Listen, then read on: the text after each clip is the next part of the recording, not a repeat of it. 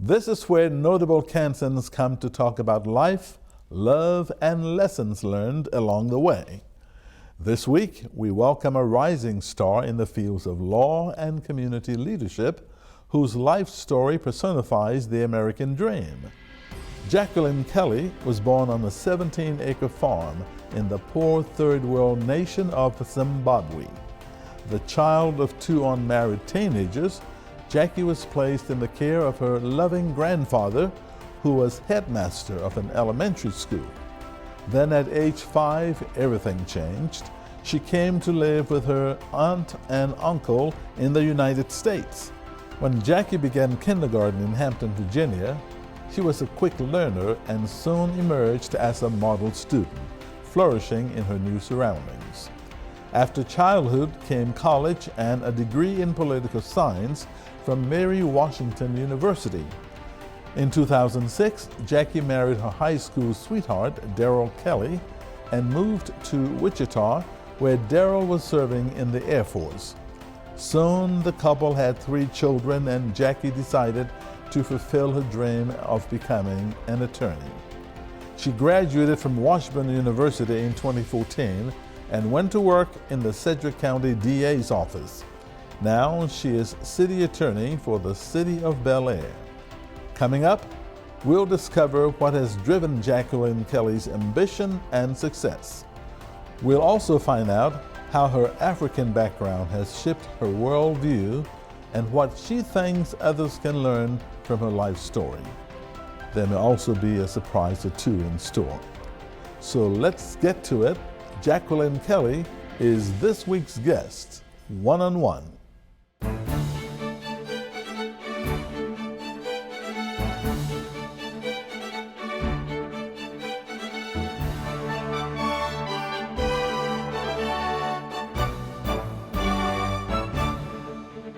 Hello and thanks for joining us. I'm Victor Hogstrom, and it is a pleasure to welcome Jackie Kelly to the program. Thank you. Jackie, thanks for coming. Thanks for having me. Let's start from the beginning. You, as I said in my introduction, you are from Zimbabwe originally. Correct. Born and raised until you're about 5 years old. Right. So, memories as a child in Zimbabwe. Oh, I remember playing, just having a good time. I feel like I would equate it to growing up in the country. I mean, my grandfather had a lot of land. He had his house and his garden and some property that other people lived on, so we were able to just freely run and play on his property, and that was fun. Always had cousins over. Also remember family dinners. My grandfather was very orderly and loved to get the family together for meals, tea time, and everything. So That sounds British. Yes, Zimbabwe has a lot of British influence because of the colonization period. Yep. So tell us about your grandfather and how did you come to the United States? Because you came here at 5 years old. Correct. Yes. My grandfather was just amazing. He was somewhat of a gentleman farmer. He also was a principal at a local school, and he also cared for and raised some of his grandchildren.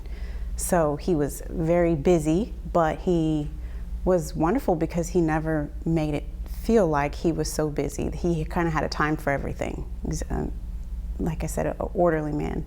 So when he would come home in the evenings, that was our time. And he spoiled us like grandkids and took care of us. And he also was a good patriarch in the family. So he kind of thought long term about us. So even when we were kids, my cousins and I would play, he was thinking about our future and kind of preparing and planning for that.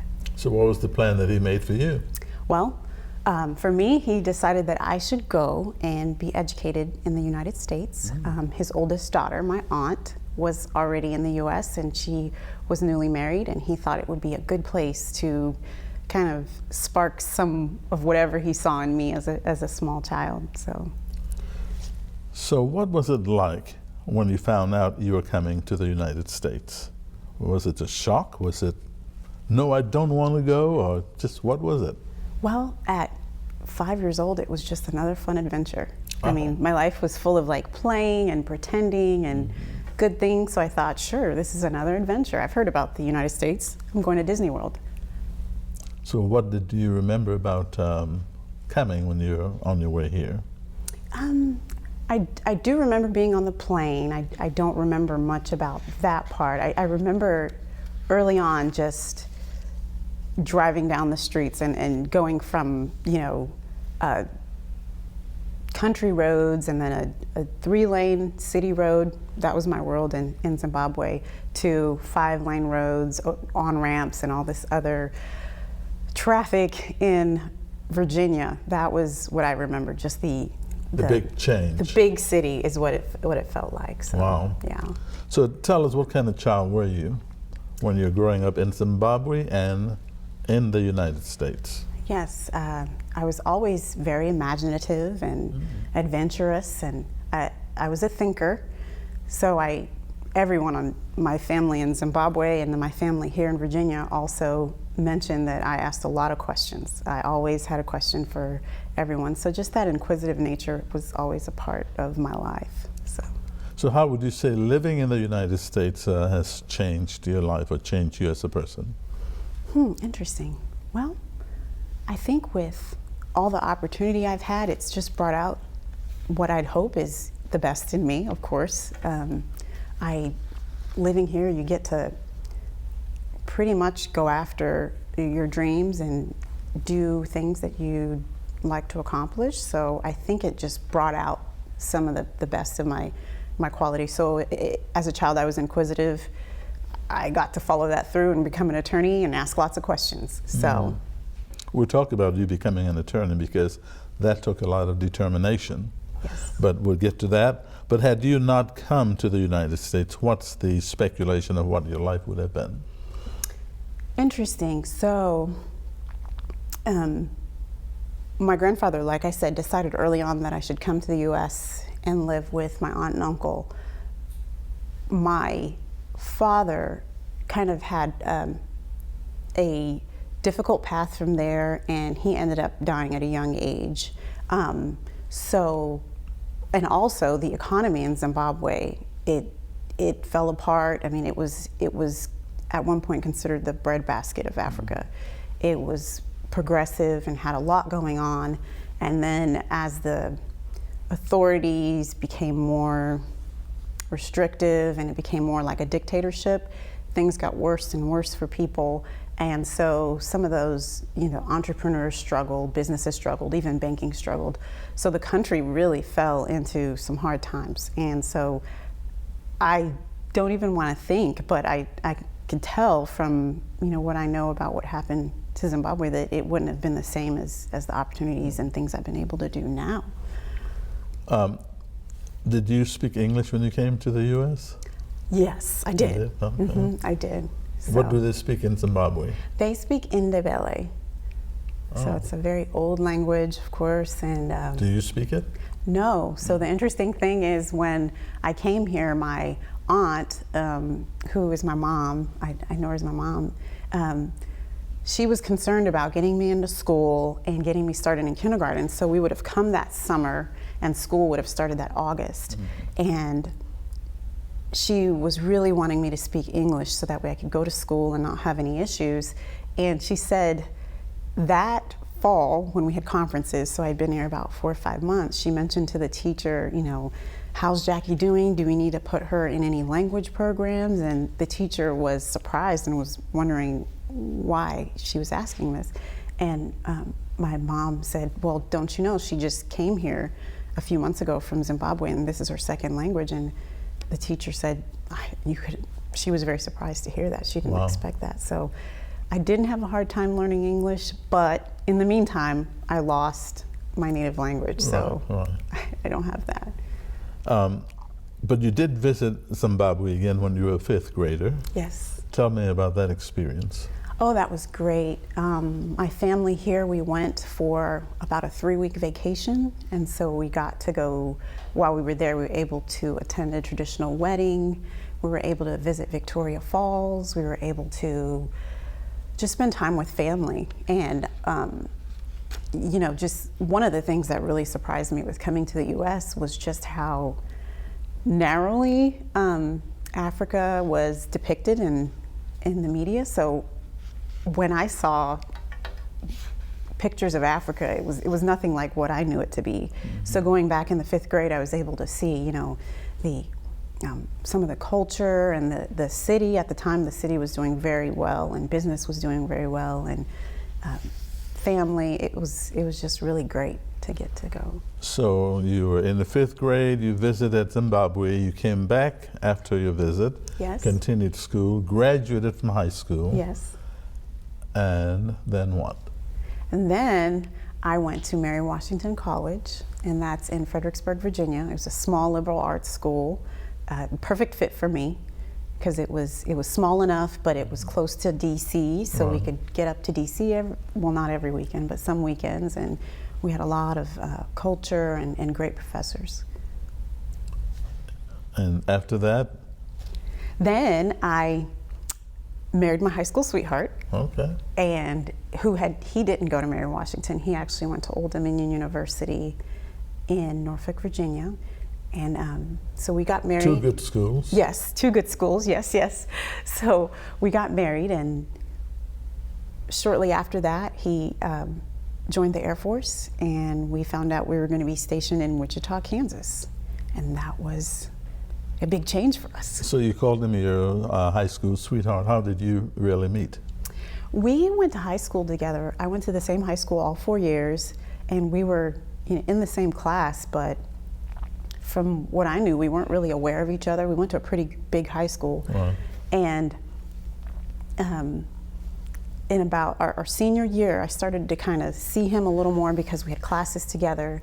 And one day, it was a college prep class I was in. It was the AVID program. My AVID teacher, who was also my track coach, called over all the seniors, and he asked the seniors to get together around a circular table, and he got on us because we weren't taking the college prep process seriously. He's like, I don't see people with letters out to universities. I'm not, people aren't, scheduling conferences with counselors. I need you guys to get on this.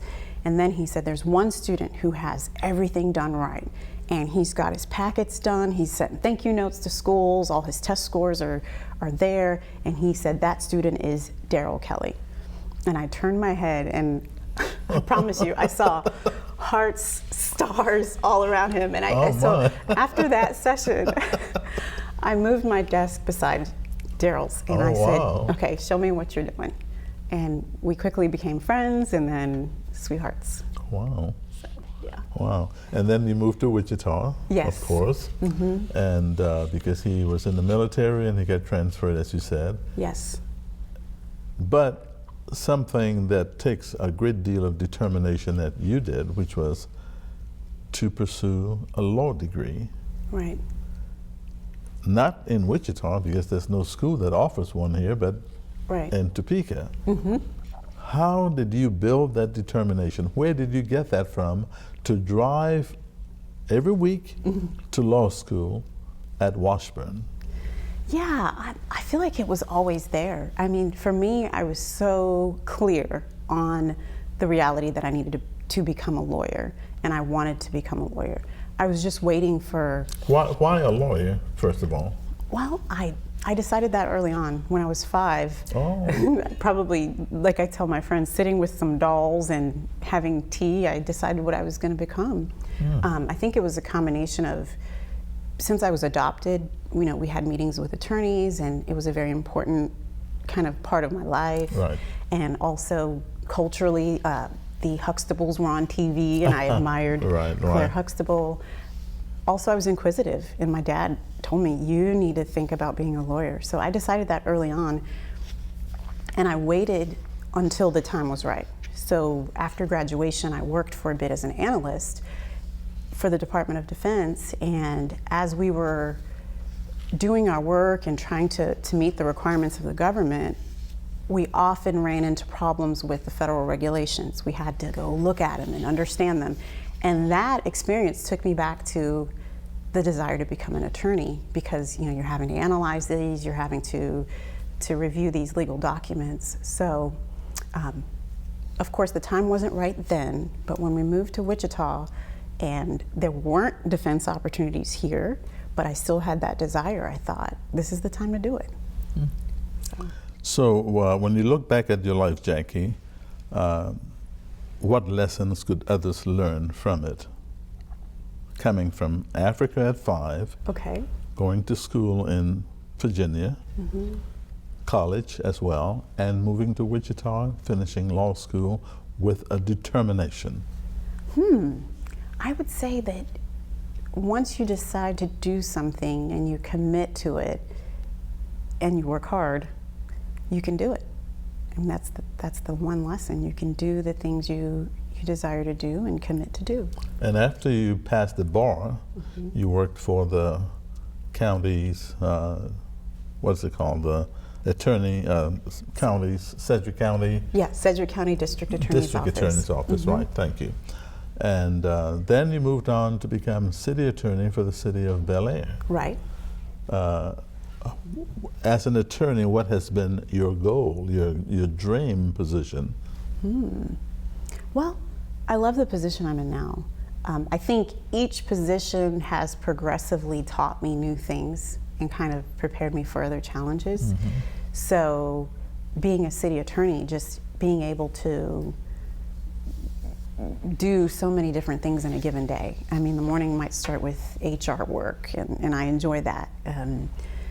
You know, afternoon, if we're buying and selling land, we're having to review title documents and plats, and you know, when that evening at a council meeting, you're dealing with some politics and those challenges. So it's just, I get to experience, you know, different aspects of my dream job every day.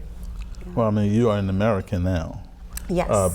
But how, if any, did your African roots shape your view of life? Interesting. Well, I think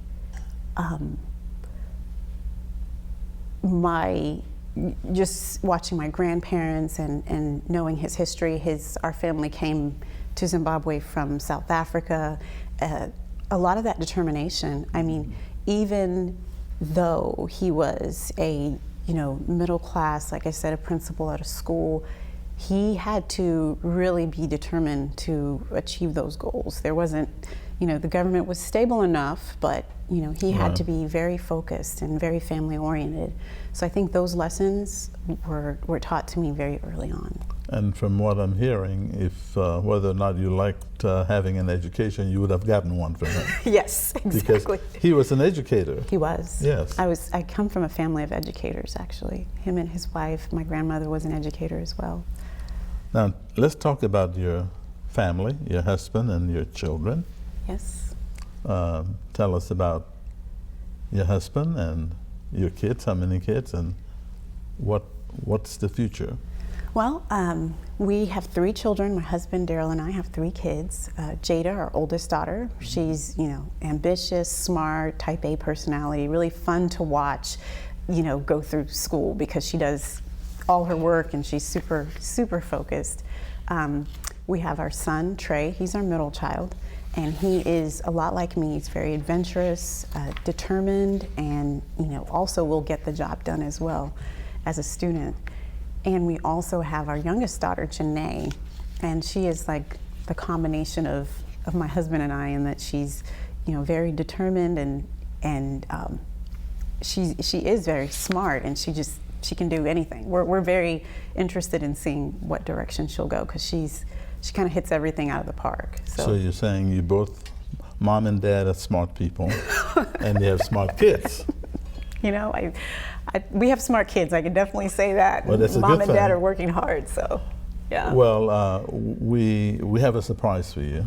Okay. Yeah. Daryl is in the house. Oh, okay. Your husband. Let's Okay. bring Daryl in. Come on, Daryl, join us. Hi. Right here, stand right there, Daryl. How are you? How you doing? Welcome. There, how you doing? Hi. Hello. What a surprise. What a nice surprise. My partner in crime. Thanks for joining Yeah, us. thank you for having me. So, how have you both changed each other's lives? Oh, wow. It's a deep question. This is my partner in crime. We met in high school, and Yeah, she shared the story. Yeah. I've heard the story from you. Yes, sir. And she Yes, told sir. it just as you said it. Yes, sir. Verified, right? And so we've been together through a lot. We got married young, had kids young, and just trying to figure out this thing called life together. So it's been really important. I'm so blessed to have an amazing partner, an amazing wife, an amazing mother, and you He's know. so generous. Yeah. So she has some African roots. Yes. Are there sometimes any cultural clashes? No, not really. I mean, our families are very much similar. Yeah. We love to be together, so a lot of family time. Our families are both very close. We love to eat, so we're good there. Yes. And we like to have a good time. So all things in common. Yeah, and Daryl and I grew up together. So we were, I mean, we would have known each other since we were like 15. And so the neat thing about us is we started as friends, young friends, and we've kind of, like Daryl said, figured out this life thing together. So we're on the same page. Like we're so on the same page. Well, that is a good thing. Yeah. Yes, Yeah. it's a great thing. So let's talk about the kids a little bit. Who do your kids seem to take after more? Mom or dad? So so we have three, so it's a mixture. So the oldest takes after me as far as organization, Right. kind of preparation type stuff. The middle, our son who's 13, he kind of takes after Jackie, That's what I said. and kind of carefree and really smart, but just marches to the beat of their own drum. Creative. Yes, our youngest, Janae, she's 11, and she has a mixture of both of us. She's really smart, really creative. I tell them all the time, like she combines all of us together. Right. So, Jackie, what are the greatest fears you have for your children? And you can answer that too after she does, quickly, in 30 seconds or so. Yeah, I really don't have any fears. I do think that everything presents a challenge and an opportunity, and I think we're training them up right. I believe we have a lot of grace in our life, and so I'm not fearful. Well, okay. I'm not fearful either. One thing that I learned, and I was an adult when I learned this, was fear was my biggest challenge. I was afraid, to try, afraid to experience new things, and so we've been instilling in our kids to, shoot for the moon. Don't stop. Go. Right. You can. The only person that's gonna stop them is them. So. Just not being afraid. So we're going to take on 2020 and beyond, just going full steam ahead. So what can Wichita expect from the Kellys in the next 5 to 10 years? I think loyalty, because we see what Wichita is doing, what the people of Wichita are doing to kind of come up with an identity and really, like Daryl says, get on the map. So we're going to be a part of that. I think we as citizens won't always agree, but we're in it for the long haul. So we'll stick it out, and I think we'll be a part of whatever great next step Wichita does.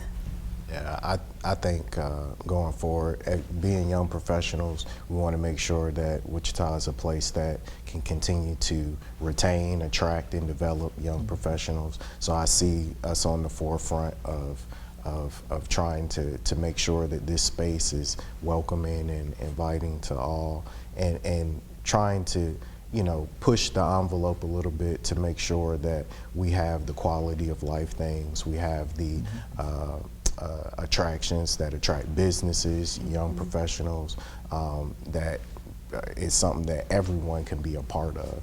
And we have some great people in our city. We have some great organizations. We have a lot of things to build upon, and so we're just excited about. Sounds like you're laying the groundwork to run for mayor one day, Daryl. No, I don't think so. Do you need a campaign manager?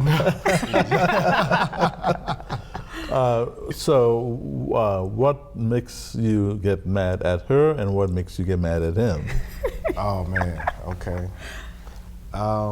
Not too much, but there are a couple little things. Like Really? I'm a kind of a organized person. He's like my grandfather. Right. And so I like cups. Like See, I only he need was one prepared cup. for college, you remember that? Yeah, exactly. This is true. Exactly. This is true. I only need one cup, right, in my house, one cup. But Jackie has like 10 cups, like all throughout the house. Every Like, occasion. cup for Every occasion. You don't drink tea out of the same cup Right, you drink the right. water out of. So that would be one thing, like cup in the bedroom, a cup in the living room, a cup in the kitchen. So that would be one thing. Yeah. What about? Well, I would say Daryl is pretty wise. So I think the thing that bothers me is when he is like, he has a good idea and like, oh, let's go to this restaurant. And I'm like, no, I don't want to go to this restaurant. And he's like, oh, let's try it. I'm like, fine, let's go. And it often turns out to be like my next favorite restaurant. Oh. So it's just uncanny. And that, it kind of annoys me just how we, How he's always right. he's not always right. But it's just like he definitely is my better half, and we complement each other. So Yeah, we make a great team. Yeah. We're clicking on all cylinders. Okay. We're a pretty good team. Well, it's been fun having you, Jackie, and fun having the both of you. Thank you. Surprised Thank you. you, didn't we? yes, you Yes. did. Thank you so much for joining us. Thank you, sir. And Appreciate Jackie, it. thank Thank you, you. Victor. And I must say too that Jackie is on the board of KPTS, and Yes. she makes a good board member too. Thank you. Yes. And I'm so pleased that you joined me as well. oneonone@kpts.org is our email address if you have a question or comment. Until next time, I'm Victor Hogstrom, and I'll see you again soon for another interview with a notable Kansan one-on-one.